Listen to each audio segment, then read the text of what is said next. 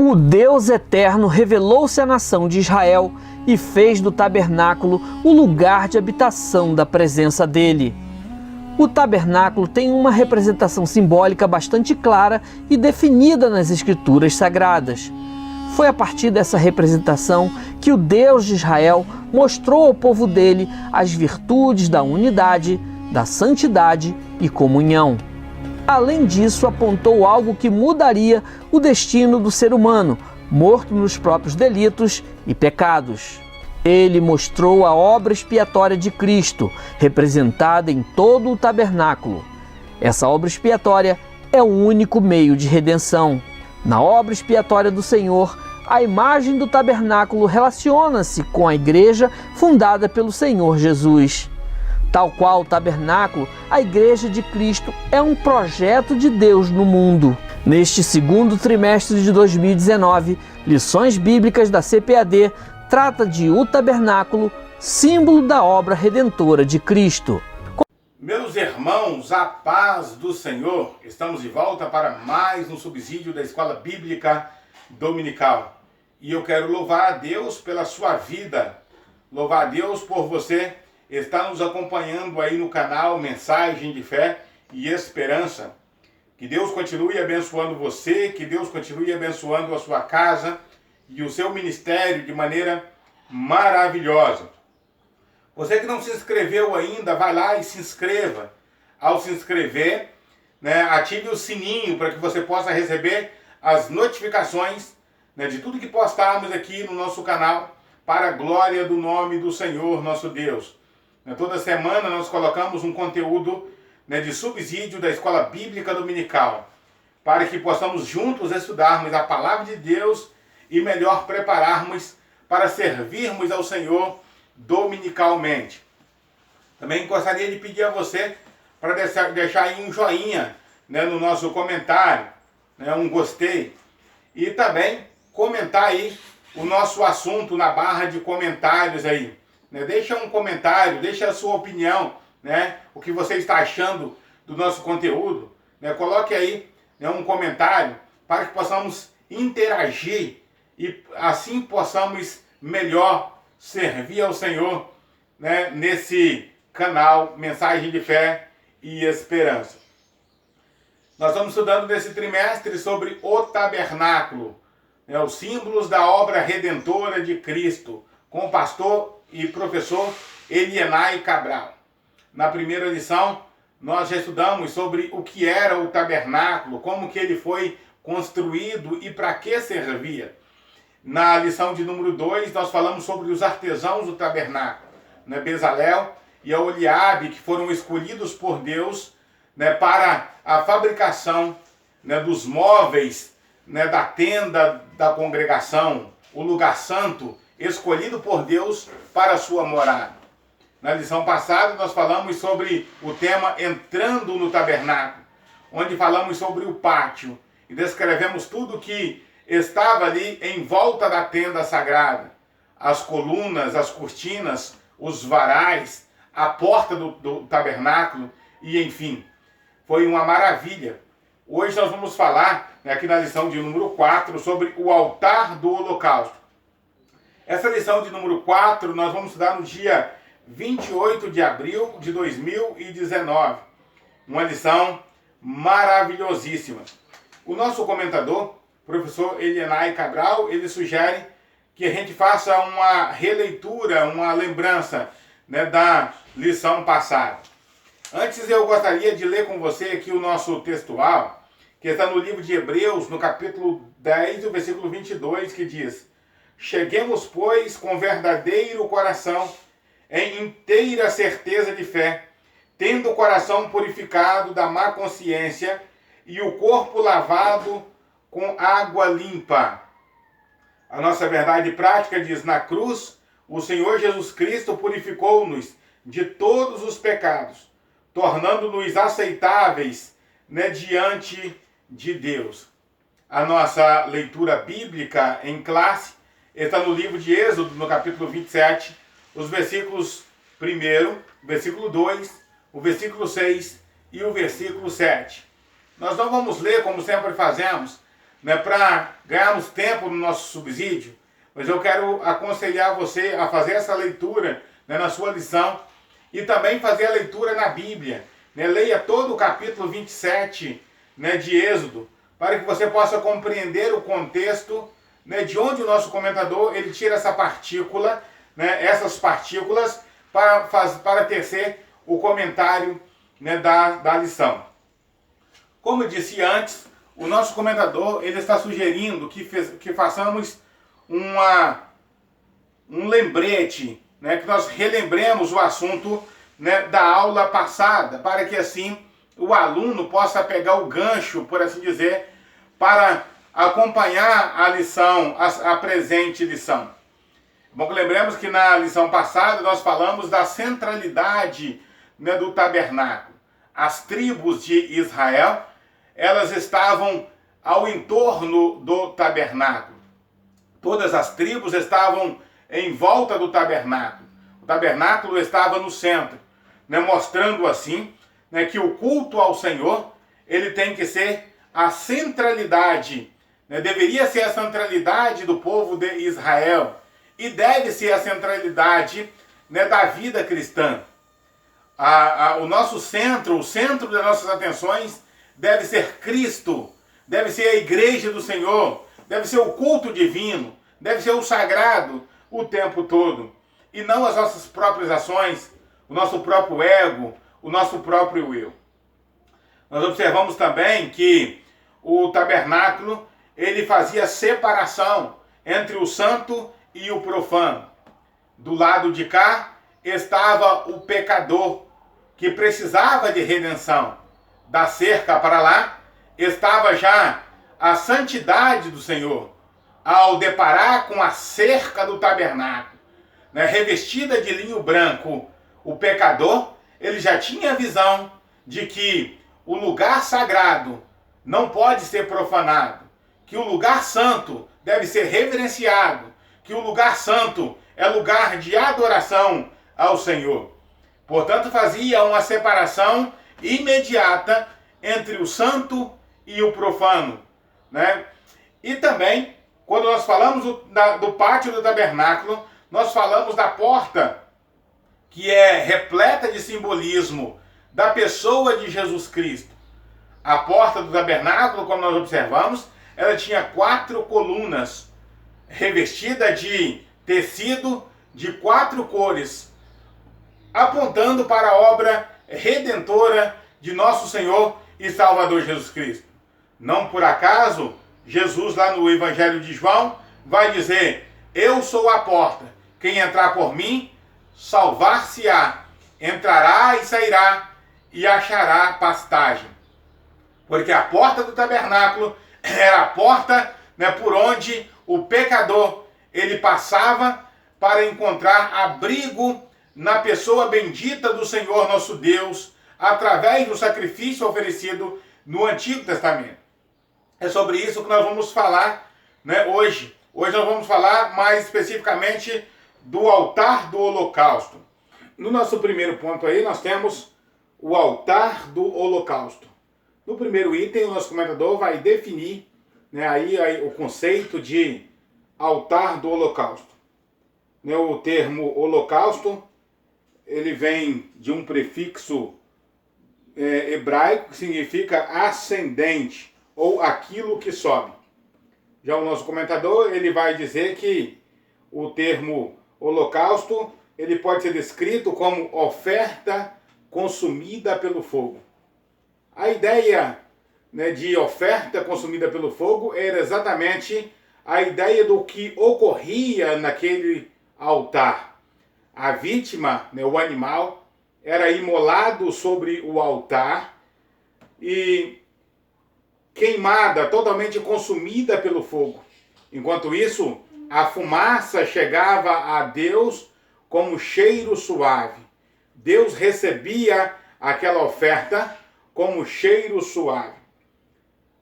Já a palavra altar, ela sugere a ideia de uma mesa levantada, visto que a imolação da vítima, né, do sacrifício, se dava em cima do altar.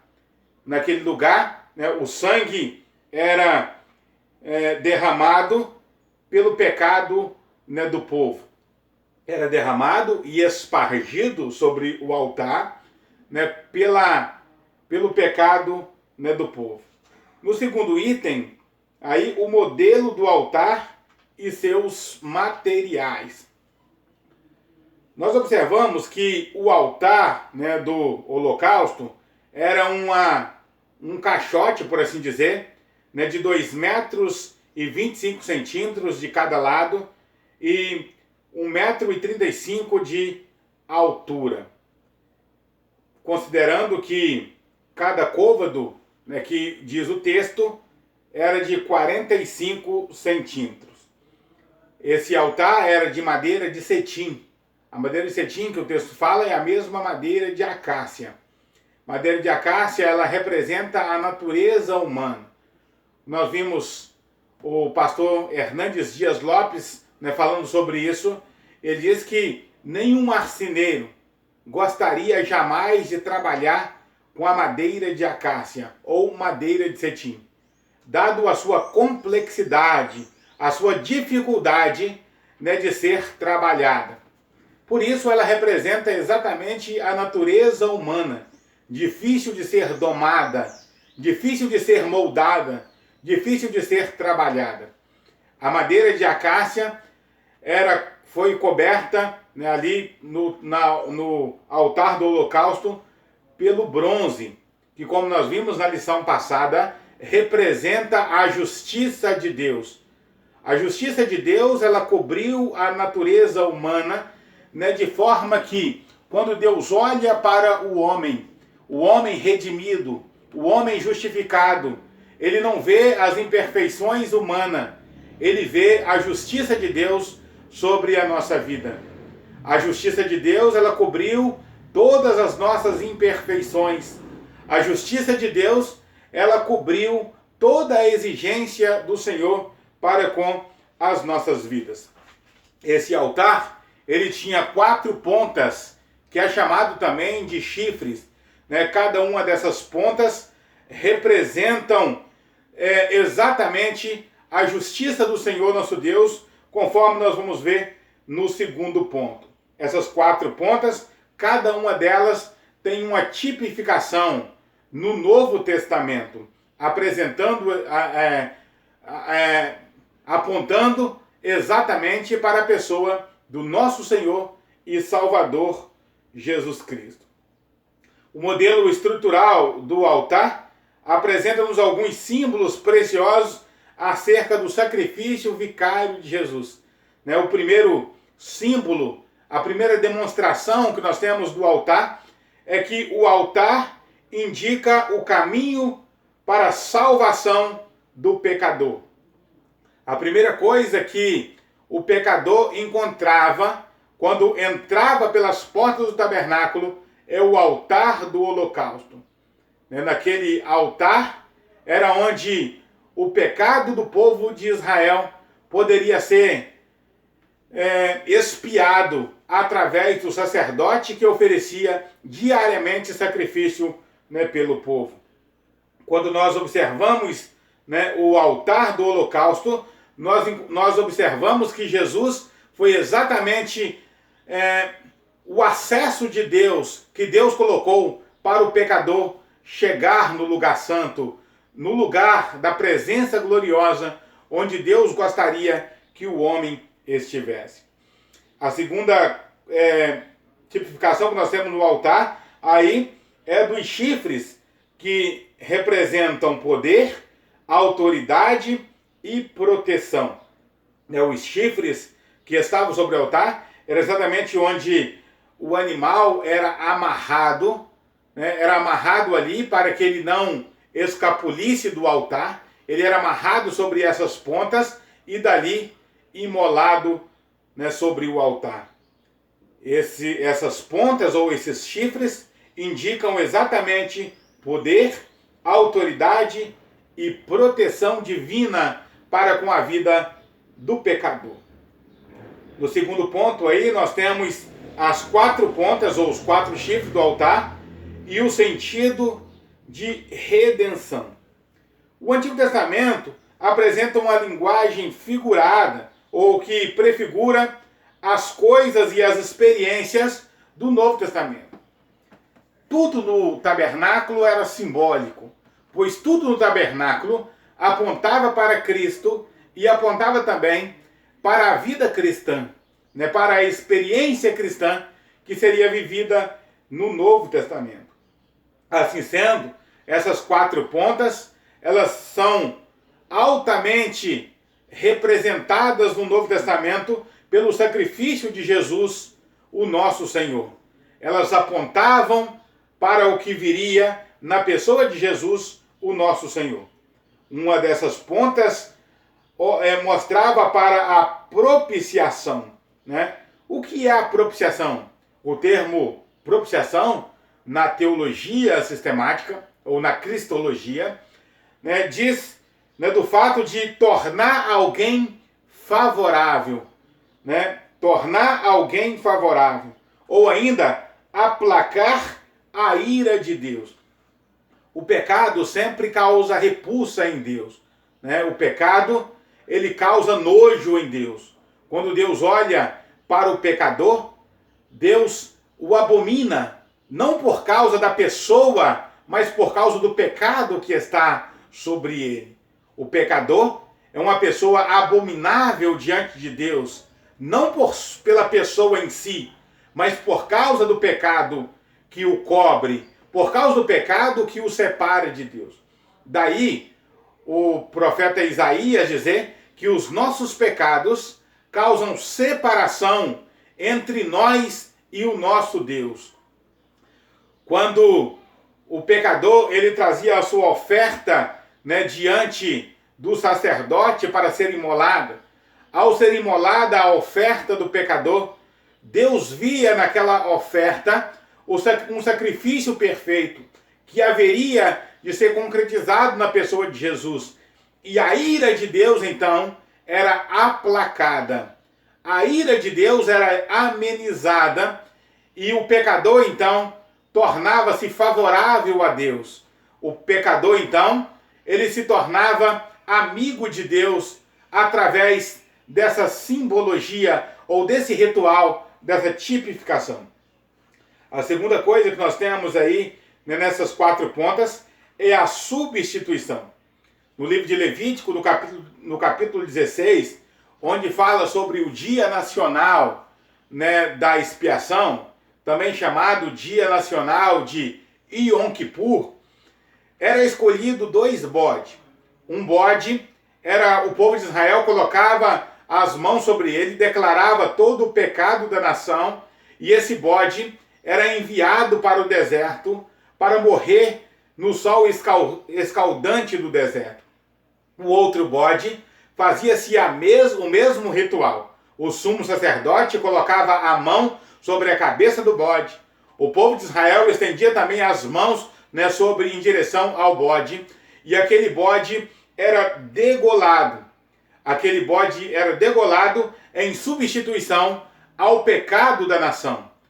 Uma vez, né, esse bode sendo sacrificado, o pecado da nação era levado sobre ele, né, de uma forma, né, simbólica. Isso ocorreu, né, na literalidade com a pessoa de Jesus. Quando Jesus foi imolado na cruz pelos nossos pecados, ele substituiu, né, o castigo que nos traz a paz estava sobre ele. Quem deveria morrer, né, naquela cruz éramos nós. Era nós que deveríamos morrer naquela cruz. Assim como era cada um do povo de Israel que deveria morrer no altar do holocausto. Mas morrer um pecador em nada contribuiria para a salvação do mesmo. Então, quando Jesus morreu na cruz do Calvário, ele morreu exatamente para substituir a nossa vida, que em nada teria efeito, sendo nós, né, que fôssemos oferecidos naquela cruz. Muito bem fez o povo de Israel quando disseram: crucifica Barrabás, né? Aliás, soltem Barrabás e crucifica Jesus. O sangue de Barrabás de nada valeria. Não valeria nem para ele e nem para nós. Barrabás estaria perdido para sempre se fosse ele que tivesse morrido na cruz do Calvário.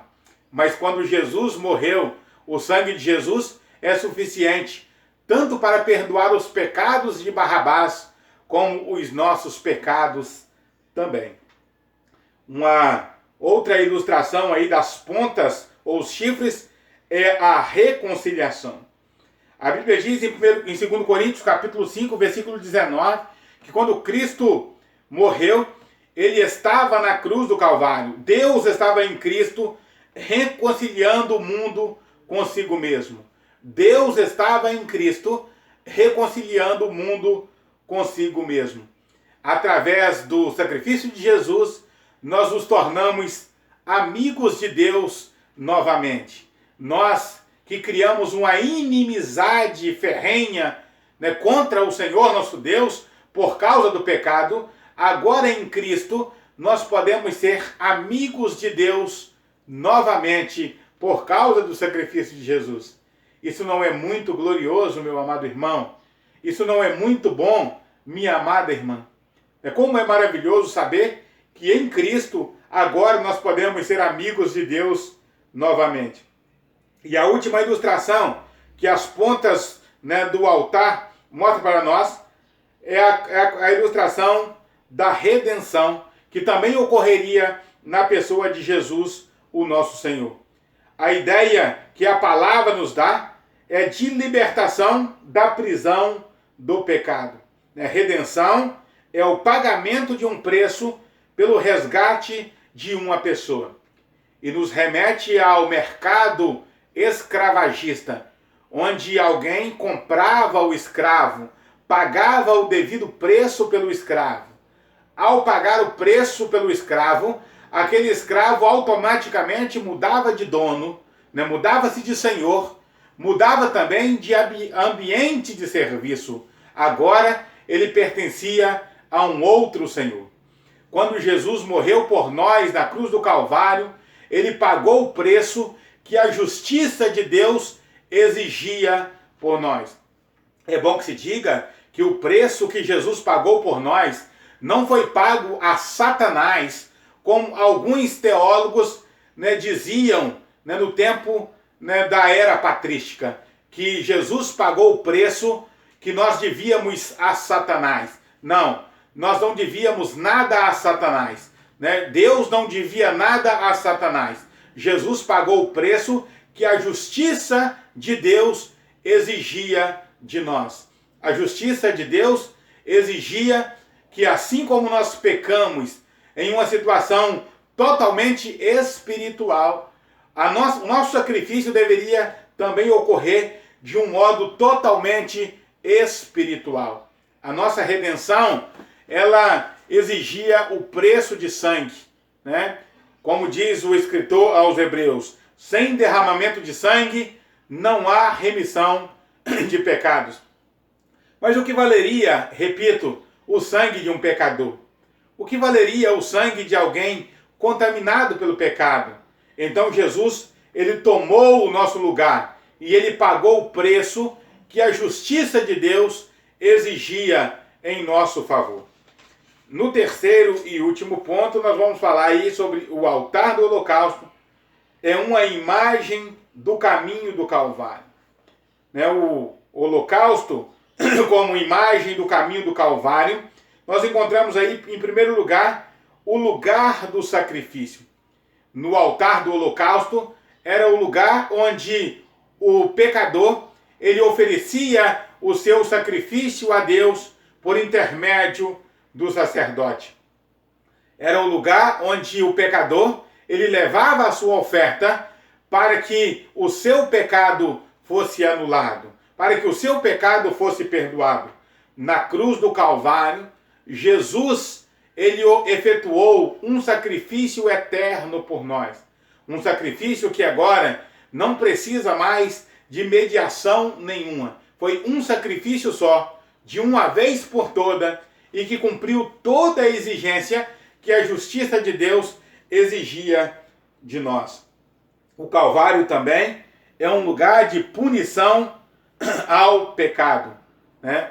O Calvário é um lugar de punição ao pecado. O altar do holocausto denota que todo ato pecaminoso deveria ser punido. Deus, ele não suporta o pecado. Podemos até dizer que Deus ama o pecador, mas abomina o pecado. E por causa do pecado, o pecador também está totalmente alienado de Deus.